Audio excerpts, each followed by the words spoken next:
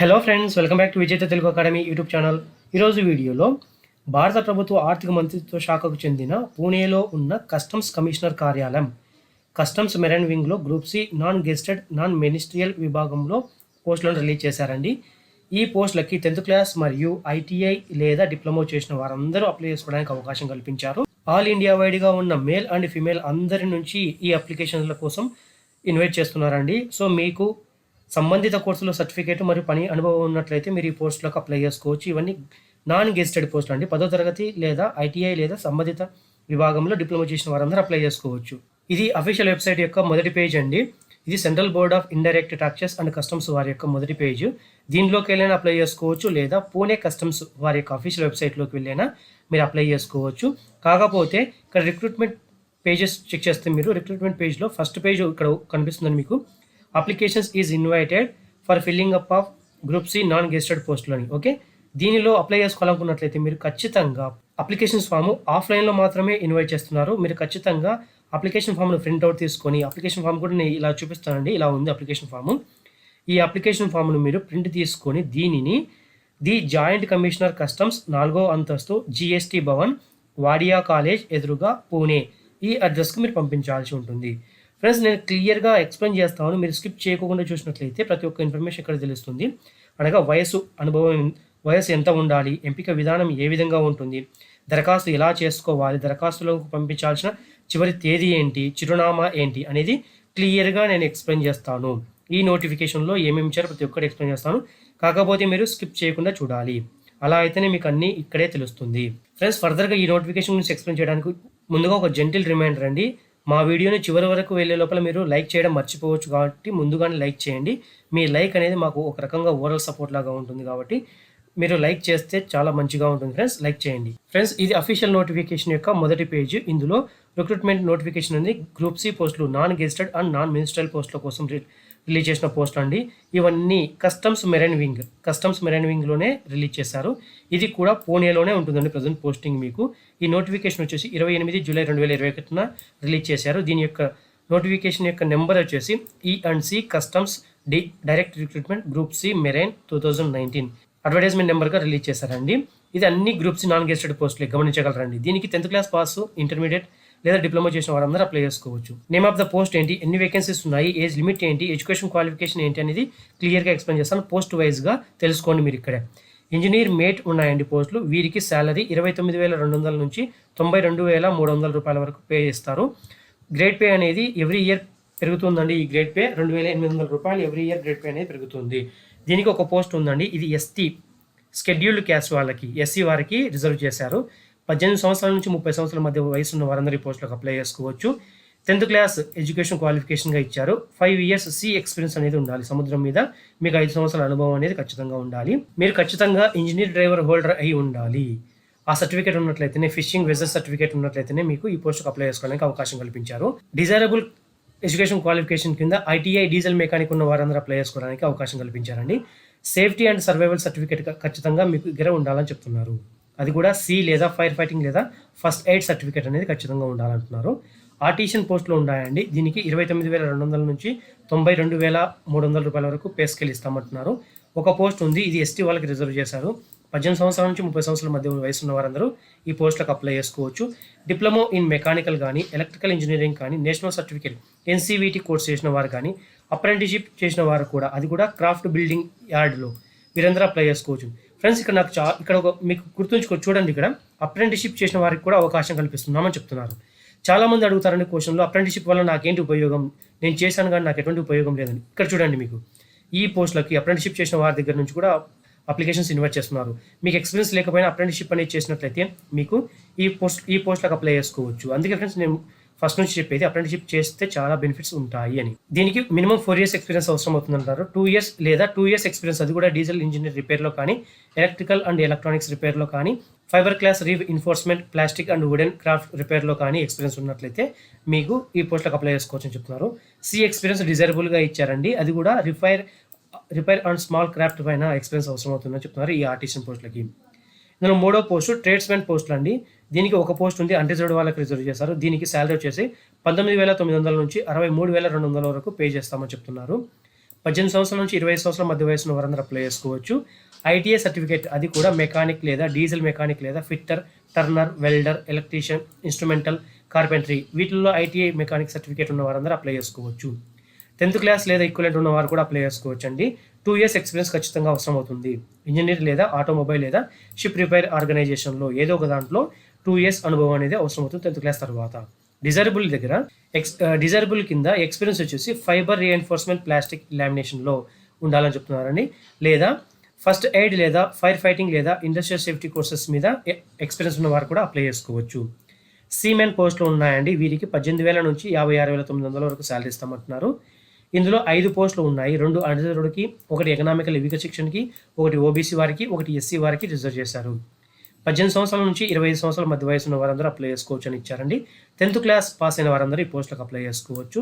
3 years minimum experience అనేది అది కూడా సీ ఫీల్డ్లో సముద్రయానం పైన మీకు మెకానికల్ కానీ మెకనైజ్డ్ వెజల్లో 2 years అనుభవం అవసరం అవుతుంది. డిజైరబుల్ కింద సర్టిఫికేట్ ఆఫ్ కాంపిటెన్సీలో మేట్ ఆఫ్ ఫిషింగ్ వెజల్స్లో ఉండాలని చెప్తున్నారని, ఇది కూడా మెరైన్ డిపార్ట్మెంట్ దగ్గర నుంచి వచ్చిన సర్టిఫికేట్ అయితే యూజ్ అవుతుందని చెప్తున్నారు. ఇందులో 5వ పోస్టు గ్రీజర్ పోస్టులు ఉన్నాయండి. వీటికి 18,000 నుంచి 56,500 వరకు శాలరీ ఇస్తారంటున్నారు. ఇందులో 2 పోస్టులు ఉన్నాయండి. 1 ఎస్టీ వారికి, 1 ఓబీసీ వారికి రిజర్వ్ చేశారు. 18 సంవత్సరాల నుంచి 20 సంవత్సరాల మధ్య వయసు ఉన్న వారందరూ అప్లై చేసుకోవచ్చు అని చెప్తున్నారు. 10th క్లాస్ లేదా ఈక్వలెంట్ అని మీనింగ్ తస్తమాన అని చెప్తాను తెలుగులో. ఈ 10th క్లాస్ పాస్ అయిన వారందరూ అప్లై చేసుకోవచ్చు. 3 years ఎక్స్పీరియన్స్ అవసరం అవుతుంది అంటున్నారు. సీ గోయింగ్ మెకనైజ్డ్ వెజల్స్ పైన కంపల్సరీగా అండ్ యాక్సిలరీ మెకానిజం మెయింటెనెన్స్ పైన ఎక్స్పీరియన్స్ అవసరం అవుతుంది అంటున్నారు. సర్టిఫికేట్ ఆఫ్ కాంపిటెన్సీ దగ్గర ఇంజనీర్, డ్రైవర్ అది కూడా ఫిషింగ్ వెజల్లో ఉండాలని చెప్తున్నారండి. అన్స్కిల్డ్ ఇండస్ట్రియల్ వర్కర్ పోస్టులు ఉన్నాయి, 3 ఉన్నాయి. ఇవన్నీ అన్రిజర్వ్డ్ వాళ్ళకు రిజర్వ్ చేశారు. వీరికి శాలరీ 18,000 నుంచి 56,900 వరకు ఇస్తామంటున్నారు. ఇవన్నీ మీరు గమనించగలరండి. పే స్కేల్ మాత్రమే ఇది, ఓకే, బేసిక్ పే మాత్రమే ఉంటుంది. రిమైనింగ్ అలవెన్సెస్ అన్నీ మీకు వస్తాయి.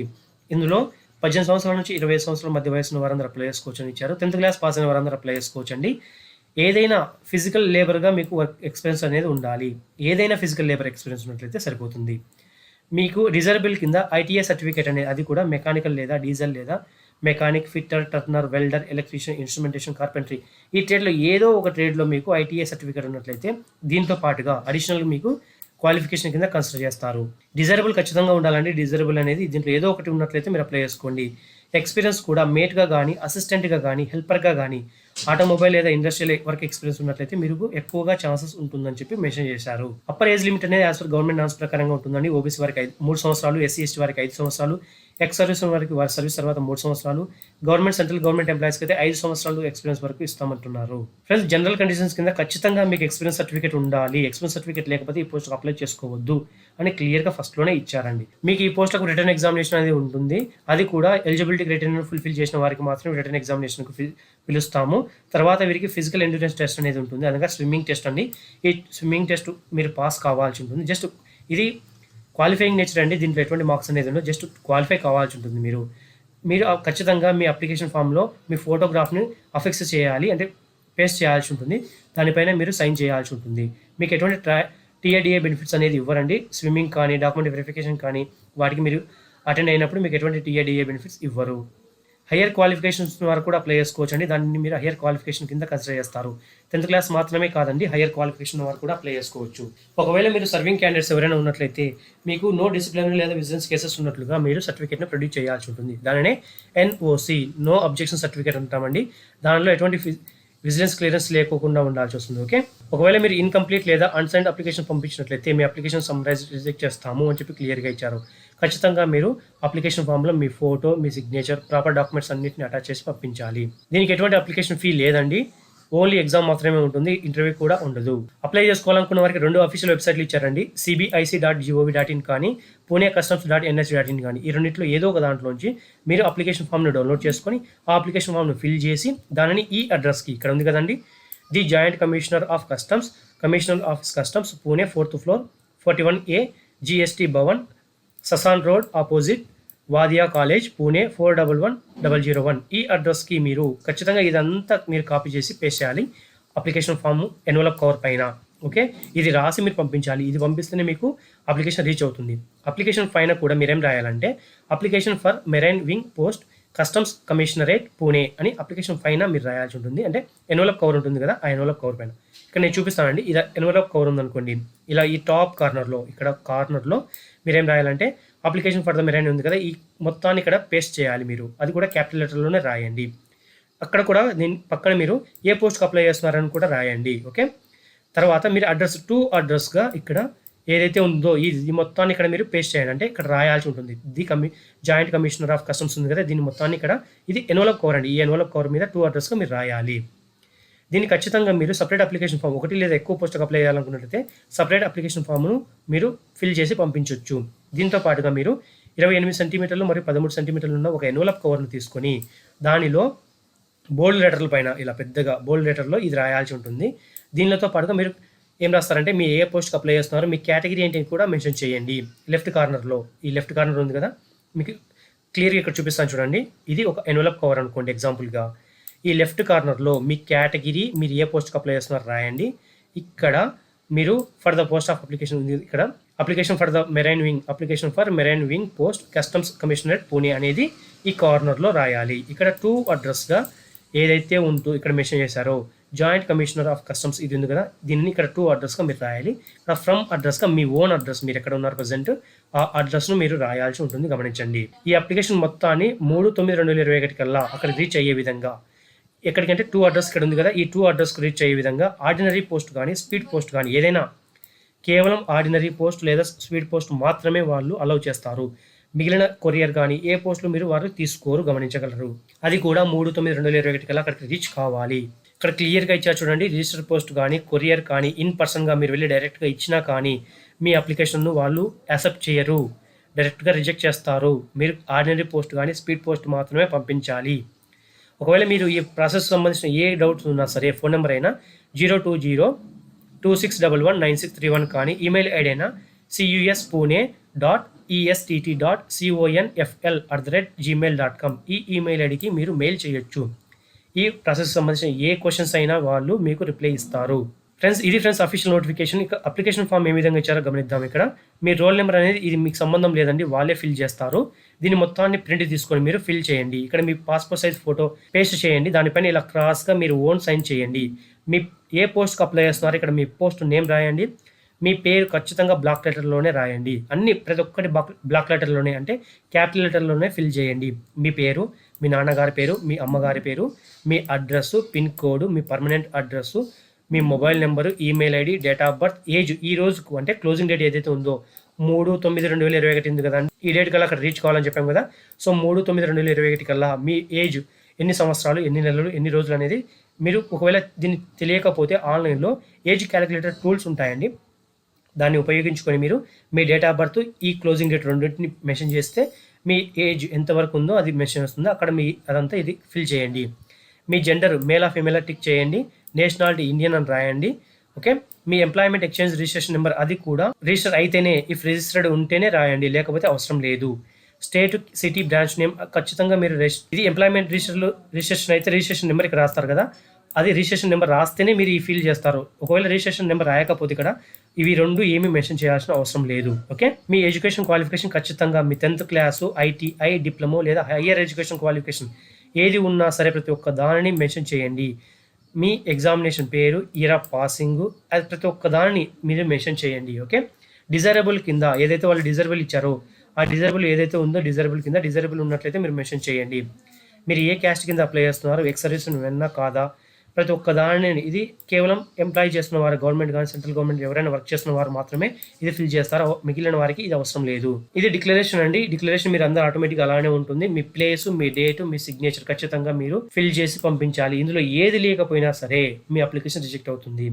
అనగా సిగ్నేచర్ కానీ రిలవెంట్ డాక్యుమెంట్స్ కానీ ఏది లేకపోయినా సరే మీ అప్లికేషన్ రిజెక్ట్ అవుతుంది. గమనించగలరండి. ఫ్రెండ్స్, ఇక్కడ డ్యూటీస్ గురించి కూడా క్లియర్గా ఇచ్చారండి. మీరు ఒకసారి డ్యూటీస్ చదువుకోండి. ప్రతి ఒక్క డ్యూటీ మీరు అక్కడ జాయిన్ అయినాక మీరు ఏం డ్యూటీ చేస్తారు అనేది కూడా క్లియర్గా ఇచ్చారు. వీటిని చదువుకొని మీరు విల్లింగ్ ఉన్నట్లయితేనే అప్లై చేసుకోండి. మీరు ఈ అప్లికేషన్ ఫామ్ను డౌన్లోడ్ చేసుకొని దీన్ని యాజ్ ఇట్ ఈస్గా ఇలాగనే ఫిల్ చేసి పంపించండి.